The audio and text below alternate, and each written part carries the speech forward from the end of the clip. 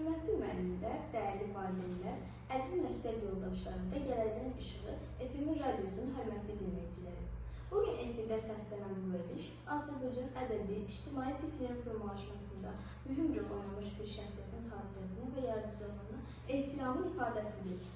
Bugün biz sözün gücünü, cəmiyyətin oyanışına çevrilən qələmi və düşüncə inqilabı yaradan böyük maarifçi, yazıcı, dramaturq və ictimai xadim Cəlil Məmmədquluzadənin doğum gününə qeyd edirik. Mən Lənkəran rayonu Yuxan Vəlikən Tamurda Ümumi Təhsil Məktəbinin 7. sinif şagirdi Habib Qulizadə. Gələcəyin işığı FM radiosunun efirindən hər birinizi salamlayır və bu əlamətlər günü münasibətilə hazırlanan xüsusi verilişi diqqətində təqdim edirəm. Cəlil Məmmədquluzadə Azərbaycan ədəbiyyatda tənqidi realizm cəryanının ən qüdrətli nümayələrindən biridir. O, 1869-cu il Naxçıvanda anılmış, dövrünün ictimai, siyasi və mənəvi problemləri dərindən dərk edərək yaradıcılığını xalqın oyanışına əsr etmişdir.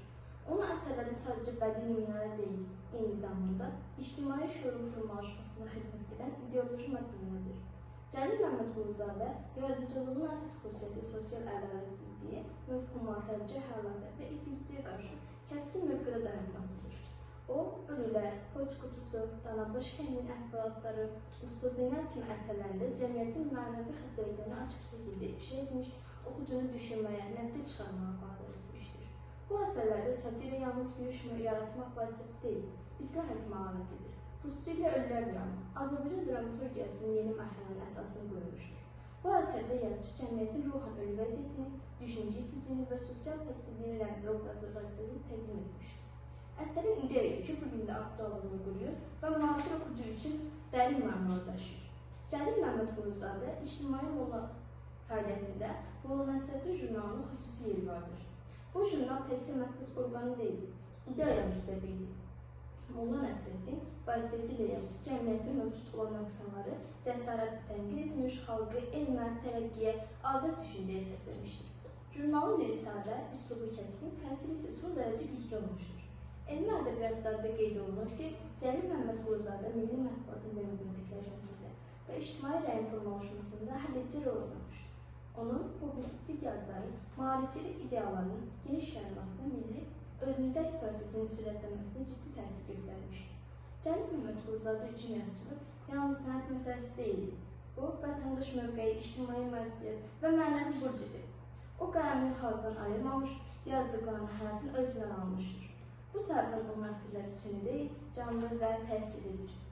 Əziz dinləyicilər, Cəlil Məmmədquluzadənin irsi bugün də gənc nəsil üçün böyük əhəmiyyət daşıyır. Onun əsərləri tənqidi düşüncəni inkişaf etdirir, oxucunu hadisələr baxmalı deyil, onları dərk etməyə çağırır. Bu sağlam cəmiyyətin formalaşması üçün vacib şərtlərdən biridir. Bugün biz Cəlil Məmmədquluzadənin yalnız böyük yazıcı kimi deyil, həm də vicdanlı, ziyalı, prinsipial, ictimai xadim kimi yeridir. Onun həyat yolu göstərir ki, söz doğru məqsədə xidmət etdikdə cəmiyyətin taleyini dəyişmək gücünə malikdir. Gələcəyin işığı FM radiosunun efirində səslənən bu verilişdə biz Azərbaycan ədəbiyyatının klassiklərinə olan hörmətimizi bir də ifadə edib, gənc nəslin milli, mənəvi dəyərlərə bağlı ruhda yetişməsini vacibliyini vurğulayırıq. Mən Habib Qulizadə. Diqqətinizə görə təşəkkür edirəm. Bu əlamətlər günü böyük maarifçi Cəlil Məmmədquluzadənin əziz xatirəsini ehtiramlayan edir. Hər birinizə düşüncəsi aydın, yolu ışığı bir gələcək arzulayır. Sağ olun, növbəti görüşlərə dək.